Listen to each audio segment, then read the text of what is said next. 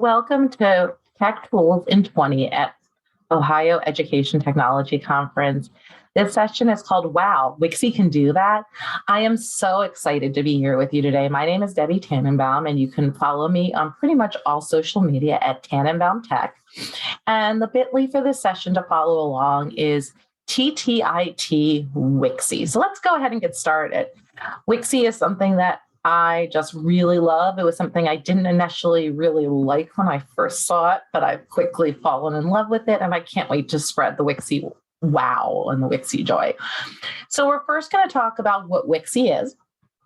Then we're going to talk about what you can use Wixie for. And then I'm going to give you tons and tons of examples and resources for Wixie. You're going to get templates and all sorts of wonderful resources, and you'll hopefully fall in love with it just like I have. So let's get started, and I'm going to ask you to either use the QR code or click here for Menti, and this is going to ask you what you know about Wixie. So go ahead and pick one of these and then hit submit. I'm going to give you 2 minutes to do so.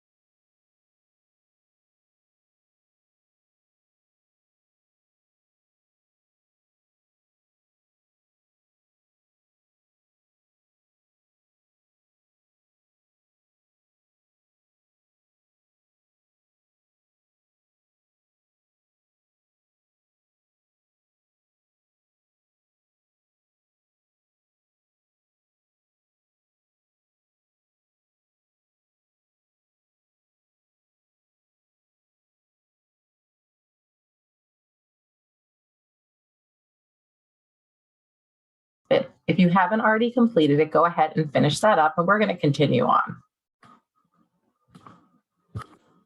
So let's talk a little bit about Wixie and why it's such an amazing tool. First of all, Wixie is an online tool that students can use to construct knowledge and communicate ideas. I love all the amazing tools it offers, and you'll get to see all of those soon. It helps students learn to articulate their thoughts and ideas effectively.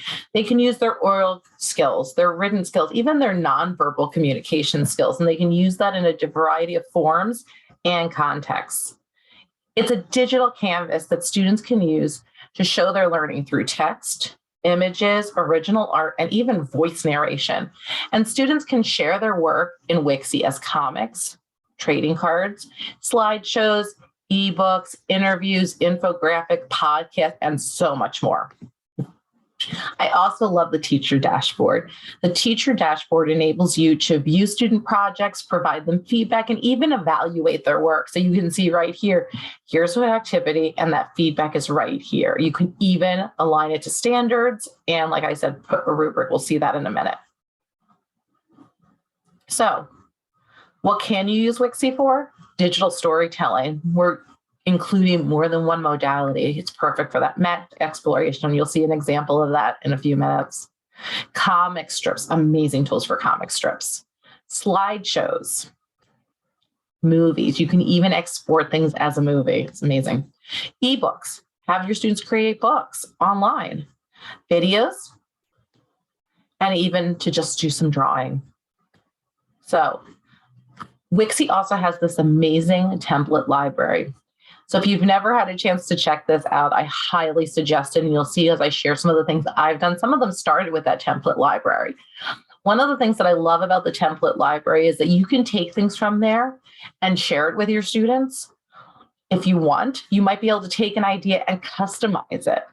But there's so many things that you can do with that, or you can design your own and then share it with your school or your district. So many opportunities. This is the rubric I was talking about. You can customize your own rubrics, or they'll give you rubrics too. And then you can actually put that feedback inside of the work. Just so invaluable and so important. So what we're going to do now is we're going to go in and look at some examples. Now, as I go through this, anytime you see a yellow box, it means it's a template and you can actually go in and look at it. So I am going to go in and just give you a brief overview of each. At the end, I'm going to show you, if you want, how you can get a free 30-day trial of Wixie. So then if you wanted to explore this more, you could. So I'm going to go ahead and click open this template. So you can kind of see what it is, because it's so important. So I'm going to go ahead and log in just so you can see how it all works together. Obviously, you can't log in unless you have an account, but I'll show you how you can get in anyways. So I'm going to go ahead and log in.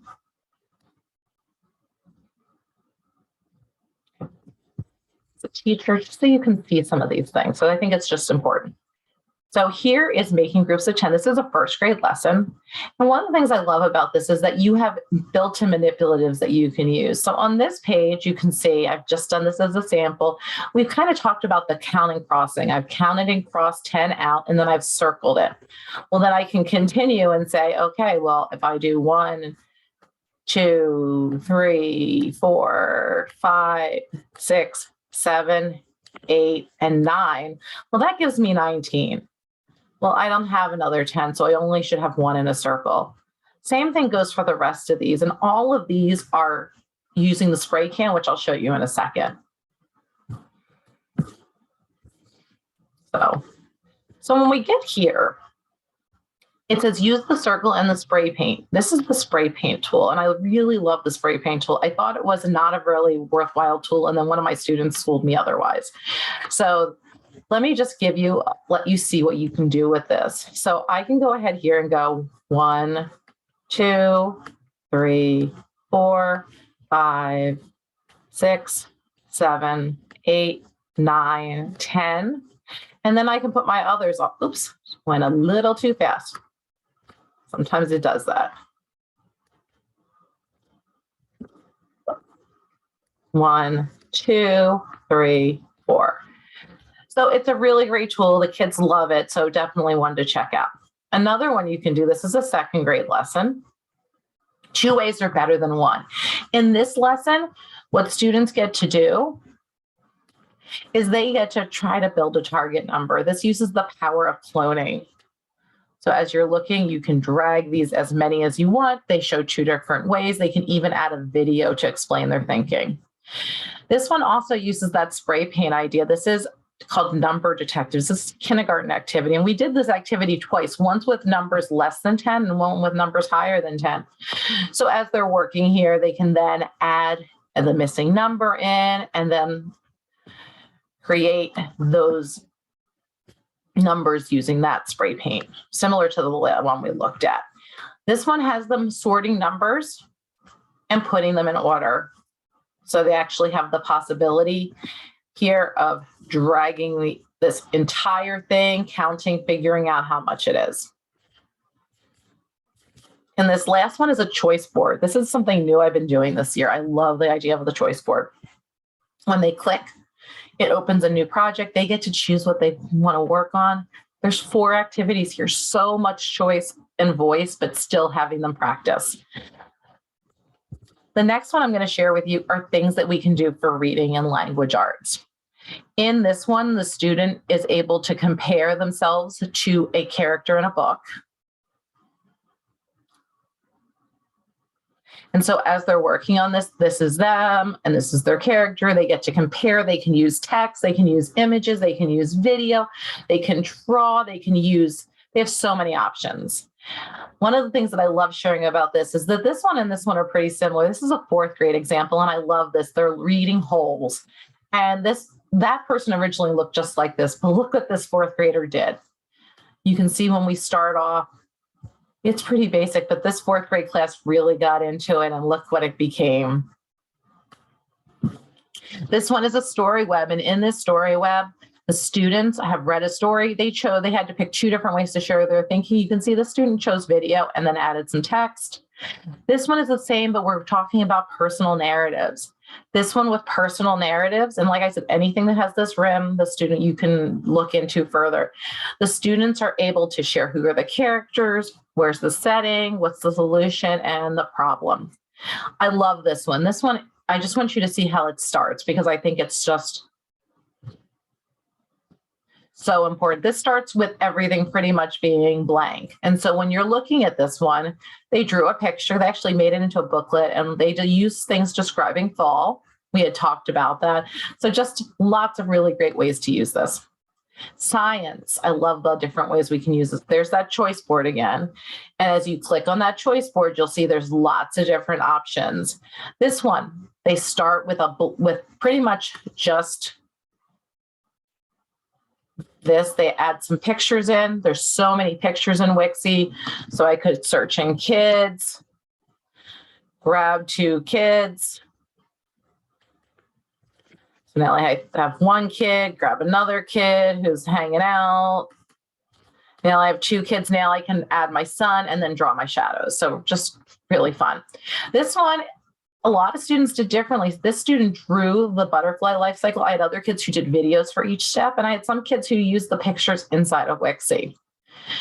This one is the water cycle. The students had learned about the water cycle, and they had to create their own picture. The student chose to put their video in the middle. It's just really amazing what our students can do when we give them ownership over their learning. And then this last one is the squirrel choice board. This was a kindergarten activity. My kindergartners were learning about squirrels. So there was a variety of things. They could make a squirrel picture. They could record a squirrel story. They could label, they could do patterns, and whatever they clicked on would open a document that they could use. So just kind of think about that as we're working. The next ones I'm going to talk about are social studies. The social studies things that they have done have been really incredible. This is one about South America. In this activity, students used a hyperdoc. One of the things that's really cool about Wixie is that you can add links into it. So when they clicked on something, it would take them to a resource where they could learn more. So lots of great resources. Then they completed this Connect Extend challenge, and we put them into a class book. So this one is just one out of the class book. This one is one we did that's talking about the American Revolution using a raft format. Students got the choice to select a role, an audience, a format, and a topic. And then they had to figure out, so if I was Thomas Jefferson, maybe I was writing to Jack Joyette, and I was writing him a thank you note for providing support. Maybe King George is writing to the colonists, and he's writing a letter to say about the consequences of their actions. So all of these click, so they open up something new, like our choice board. One of the things that I loved about this especially is in the clip art, they actually have Thomas Jefferson's signature. So that was really cool. Thinking routines. If you're not familiar with thinking routines, I am doing a session on Thursday all about thinking routines. And I love doing thinking routines in Wixie. So this is one example. The student was learning about volcanoes, and they had to say, well, how did what they learned connect to what they already knew? How did it extend? And then what still challenged them? And the student was able to add pictures in and add lots of good text in there as well. Like I said, that's a template as well. This one is another thinking routine called Think, Puzzle, Explore. What do you think when you look at something? What questions do you have, and how can you find out more? So I am going to share lots of different resources with you. 2 of them are actually my resources. This is the webinar I did last year on how using Wixie so littles can create.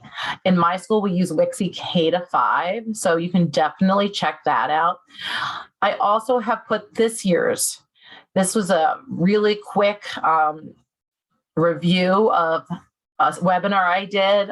So lots of great resources there. And then this is actually by Wixie, and this is just an introduction to how to use it. So lots of things that you can do. Okay. So I want you to take an opportunity. I said 5 minutes, but as I'm looking at the time, I'm going to give you probably a little less than that. Go ahead. If you click here or go to wixie.com, and I'm going to log out so you can see the process. You can actually get a chance to try Wixie. And so let's go back in so you can see that. So if you go to try Wixie, you actually can try a classroom account for 30 days for up to 40 students, a personal account. So I would highly suggest that you think about it, especially if what I've talked about today has really resonated with you.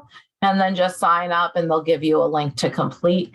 So I'm going to actually come back to this, finish going over the resources, and then give you a chance to kind of explore at your own leisure.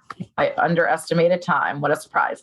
So I want you to think about all the things that I've shared with you. And I want you to go back to that mentee. Let me go ahead and click. This mentee should self-go. So I want you to think about what are some ways that you could use Wixie in your content. So go ahead. What I'm going to do is I'm going to give you about 3 minutes. Go ahead and enter that. If you decide you're interested in doing that trial for Wixie, you can do that as well. But I'm going to give you about, let's do 2.5 minutes as I'm looking. I'm going to give you about 2.5 minutes to do that, and then we'll come back to kind of close things out. So once again, you're either doing you do the mentee first, and then if you want to sign up for that, you can sign up for that free account as well.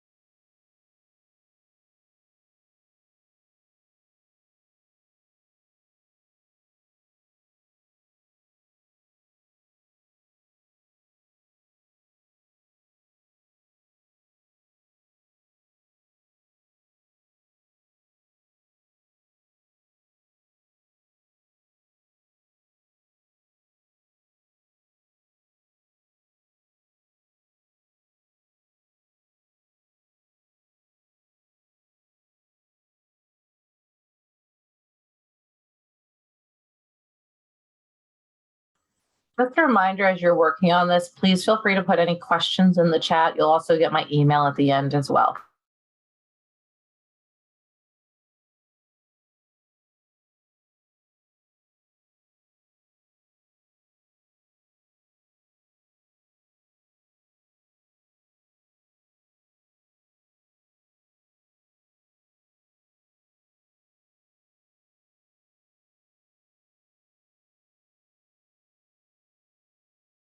Go ahead and start finishing up what you're working on.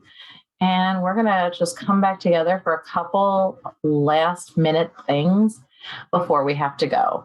So I am Debbie Tannenbaum. You can find me pretty much on all social media at Tannenbaum Tech. I do have a Facebook group if you're interested in joining. We have about 200 and some educators in there, so the link is there. So please feel free. We're here to support each other using technology. I've also highlighted some blog posts that I wrote specifically about Wixie. They will take you to my website and my blog. Definitely check them out. There's some really great things, and it will just help you to even learn Wixie even more. Lastly, I have a feedback form included. Please give me some feedback. I really do appreciate it. Doing a 20-minute session is quick, and I want to make sure that I give you all the value that you need. So with all of that being said, I'm going to go ahead and finish things up. If you have any questions, please feel free to let me know.